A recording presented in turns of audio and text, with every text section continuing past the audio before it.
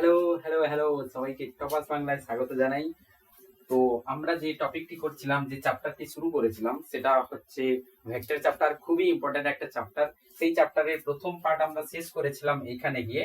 তো তারপরে আমরা শুরু করব। তো এটা যেটা ছিল, আমরা কোন পার্টটা শেষ করেছিলাম?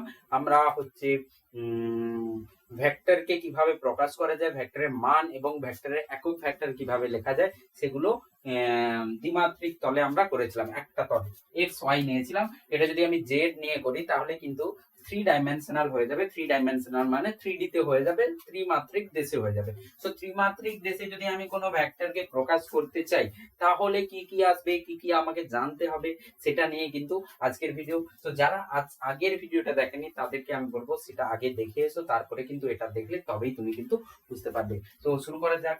আর নয় ফিজিক্সে ভয়, এবার আমাদেরকে ফিজিক্সকে করতে হবে জয়। তো শুরু করা যাক আমাদের এরপরের topic.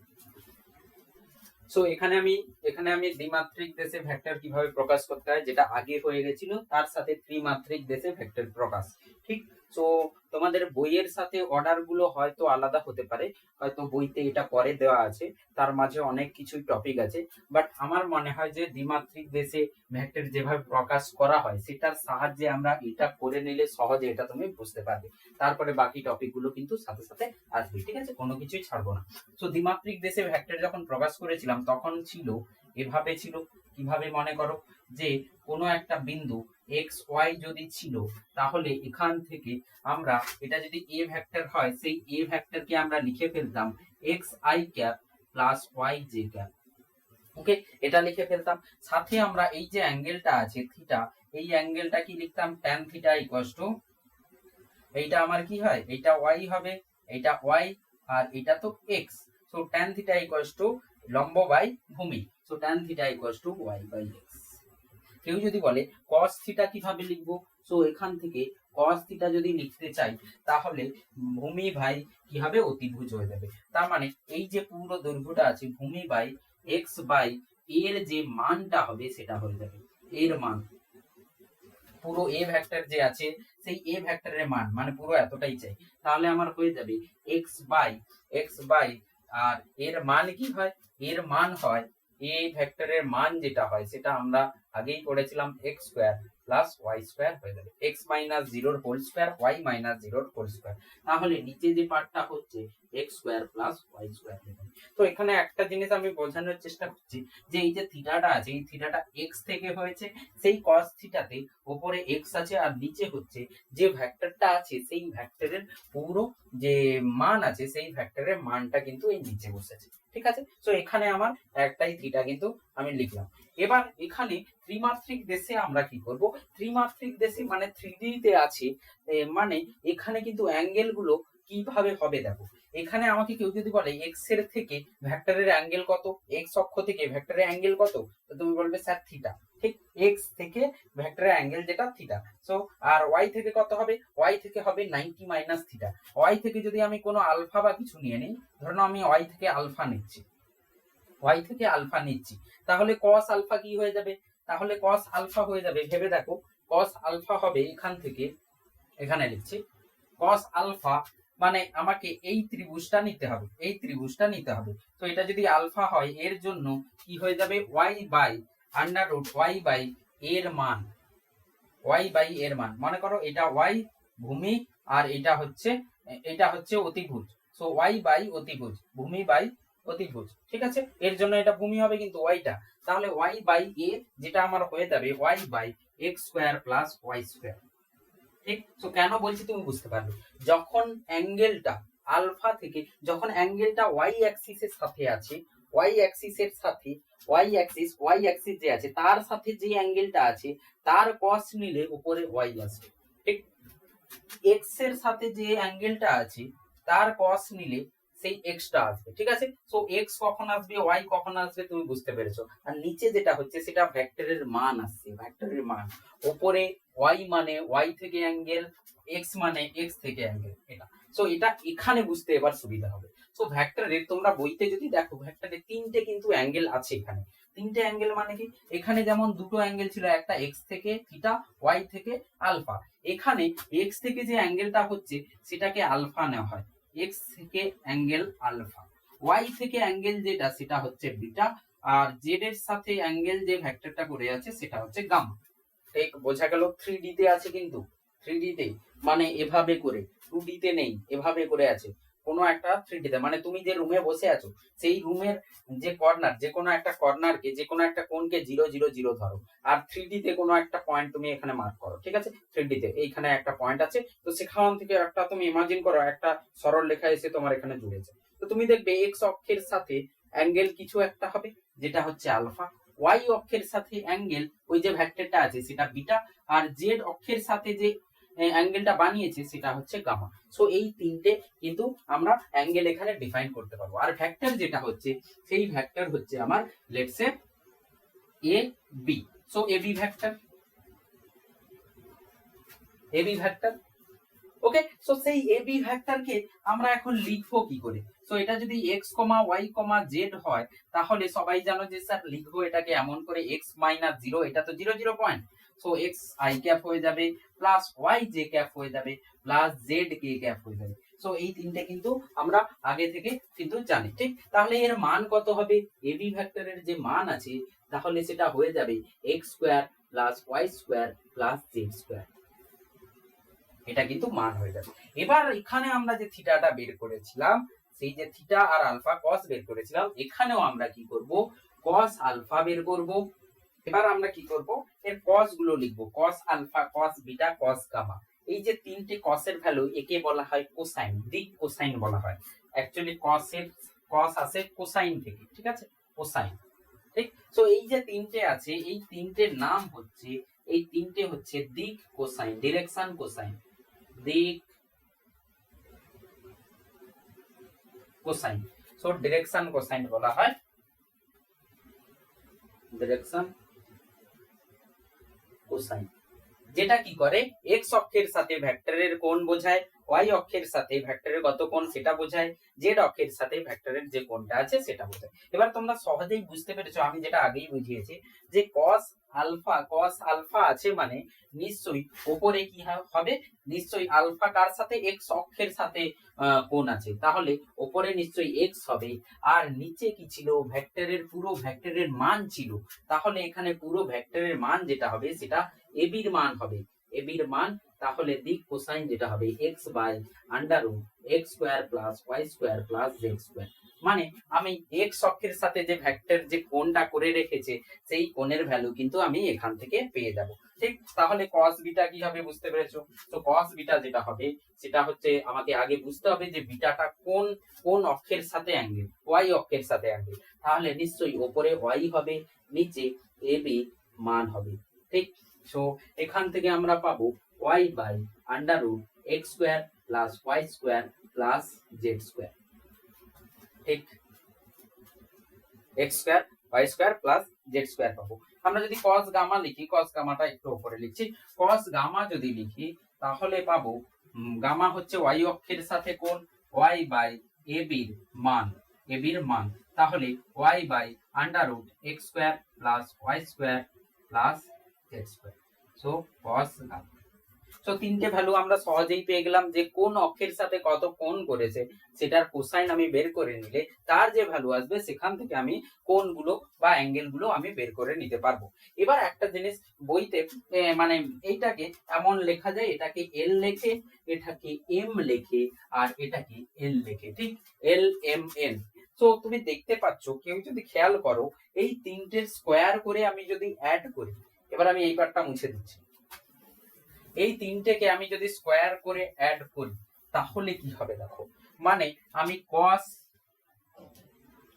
Alpha square plus cos beta square plus, মানে পুরো cos এর স্কোয়ার, বিটা স্কোয়ার না, cos square alpha, cos square beta, cos square gamma, এই তিনটেকে যদি আমি স্কোয়ার করে অ্যাড করি তুমি দেখতে পাবে নিচের যেগুলো আছে সেগুলো স্কোয়ার হয়ে যাবে, তার মানে নিচের গুলো উঠে যাবে, মানে ফাইনালি আসবে x square plus y square plus z square by under root x square plus y square plus z square এর হোল স্কোয়ার।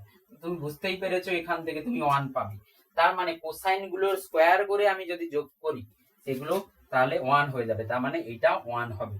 সেই জন্য L square plus M square plus L M N, N square কি হয়ে যাবে 1 হয়ে যাবে। ঠিক,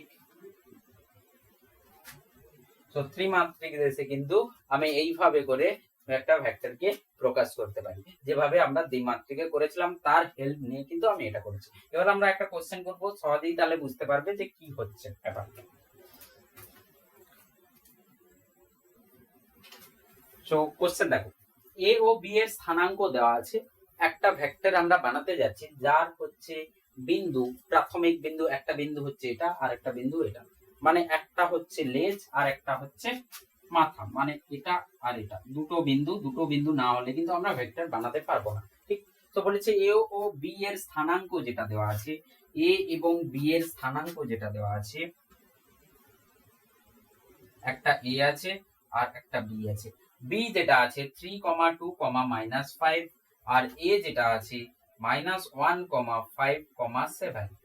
এই দুটো বিন্দু কিন্তু দেওয়া আছে। বলছে এ বি ভেক্টর কি হবে।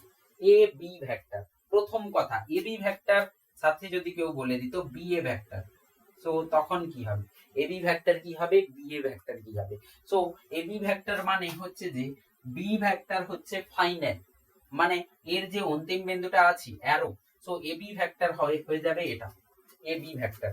আর যদি আমাকে বি এ ভেক্টর বলে তাহলে হয়ে যাবে এটা এ, এটা বি, এটা হয়ে যাবে। ঠিক, বি এ যেটা শেষে লেখা থাকবে সেটা অন্তিম পয়েন্ট, তার দিকে অ্যারো থাকবে। ঠিক আছে, সো এবার কথা হচ্ছে এ বি ভেক্টর আমি যখন লিখবো, এ বি ভেক্টর যখন লিখবো তো কেমন লিখবো, এটা মাইনাস এটা, মানে 3 -1 আই ক্যাপ। আমরা যখন এ করেছিলাম ডিরাইভ, এর আগে যেটা করেছিলাম এই বিন্দুটা 0 0 0 তে ছিল, যার জন্য কি হয়েছিল 3 -0 মানে x -0 i cap, y -0 j cap, and z -0 k cap. সেই জন্য x i cap, y j cap, z k cap এসেছিল। বাট এখানে যখনই দুটো বিন্দু আছে তাহলে 3 -1 i cap, okay,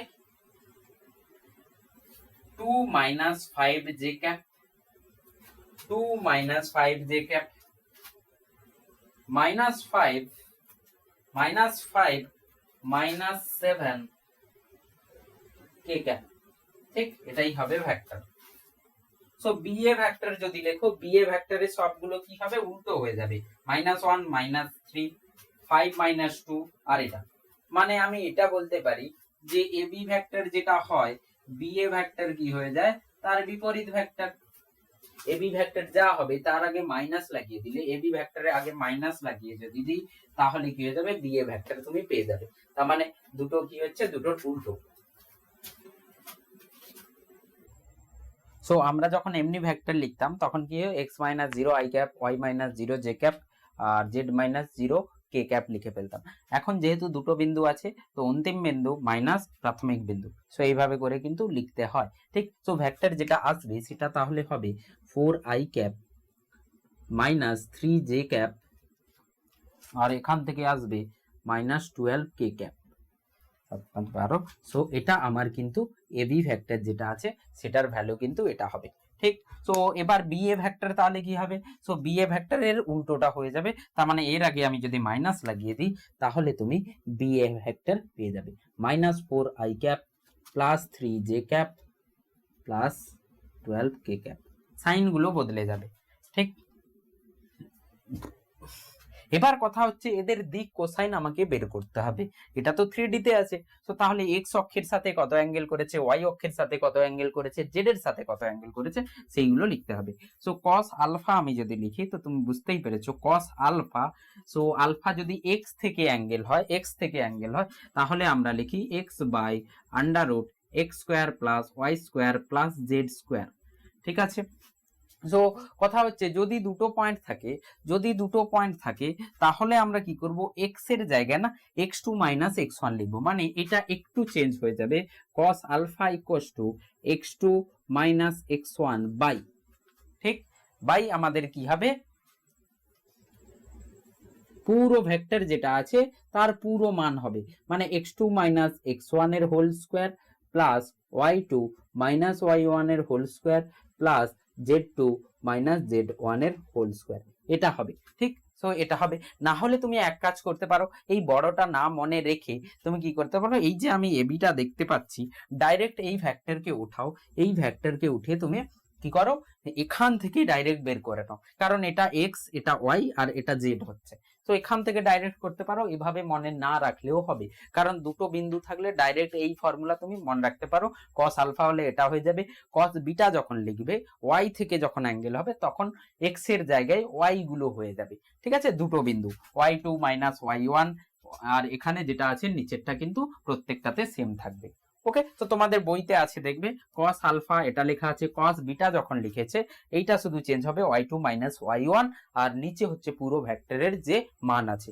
R cos gamma যেটা হবে সেটা হচ্ছে Z two minus Z one, আর নিচে এই পুরোটা কিন্তু আছে। আমি বলবো এভাবে না করে পুরো এই দুটো বিন্দু থাকলে আগে তুমি এবি ভেক্টরকে লিখে ফেলো। লিখে ফেলার পরে আমি দেখতে পাচ্ছি যে আমাদের ফরম্যাটটা এটা হচ্ছে A B vector 4i cap minus 3j cap minus 12k cap. So cos alpha যেটা হবে সেটা হয়ে যাবে 4 বাই এটা x হচ্ছে 4 বাই 4 স্কোয়ার প্লাস 3 স্কোয়ার মানে মাইনাস 3 স্কোয়ার মানে 3 স্কোয়ার হয়ে যাবে, আর মাইনাস 12 স্কোয়ার। ঠিক, এটা থেকে যেটা আসবে তোমার কস গামা হবে। তাহলে কত হচ্ছে 16, আর এখানে 9 25 আর 144, মানে 4 বাই 13 হয়ে যাচ্ছে। দেখো 4 বাই আন্ডার রুট 13, না 13ই হবে, 4 স্কোয়ার 16, 9 25 25 144 169 হবে, আন্ডার রুট 169 13 হয়ে যায়। তো কস আলফা যেটা হবে, কস আলফা গামা লিখে ফেলেছি, কস আলফা যেটা হবে সেটা এটা হবে। তাহলে কস বিটা কি হবে স্যার, কস বিটা যেটা হবে, কস বিটা উপরে 4 এর জায়গায় -3 আসবে আর নিচে 13 আসবে। সো এটা আমার কস বিটা হয়ে যাবে। বিটা এবার মাইনাস কোনো অ্যাঙ্গেলের সাথে আসতে পারে বলছি, এখানে মাইনাস ভ্যালু এসছে। ঠিক, সো এটা আমার হয়ে যাবে কস বিটা। কস গামা কি হবে স্যার, কস গামা তাহলে -12/13। ঠিক, এটা কস গামা। এই তিনটেকে যদি স্কোয়ার করে তুমি যোগ করে ফেলো তুমি দেখবে কি হবে, 1 হয়ে যাবে। ঠিক আছে, তো এইভাবে করে কিন্তু দিক কোসাইন আমাদেরকে নির্ণয় করতে হয়, এইভাবে দিক কোসাইন কিন্তু আমাদের বেরোবে। বোঝা গেল? তো যখনই দুটো পয়েন্ট থাকবে, মানে এই যে দুটো বিন্দু আছে x1 x2, প্রথমে কি করো এই এবি ফরম্যাটে এনে ফেলো। এবি ফরম্যাটে আসার পর আমি যে ভেক্টরটা পাচ্ছি সেটা তো এই ফরম্যাটে পাচ্ছি, xi cap plus yj cap plus zk cap, এই ফরম্যাটে পাচ্ছি। তাহলে আমি কস কোসাইন গুলো জানি যে x বাই পুরো ভেক্টরের মান করলে কস আলফা পেয়ে যাব, y বাই পুরো ভেক্টরের যে মান আছে সেটা করলে আমি কি পেয়ে যাব, কস বিটা পেয়ে যাব, z বাই পুরো ভেক্টরের মান যদি করি আমি কস গামা পেয়ে যাব। তো এই ফরম্যাটটাকেও একেও এই ফরম্যাটে আমি আনতে পারবো। আশা করি বোঝাতে পারলাম।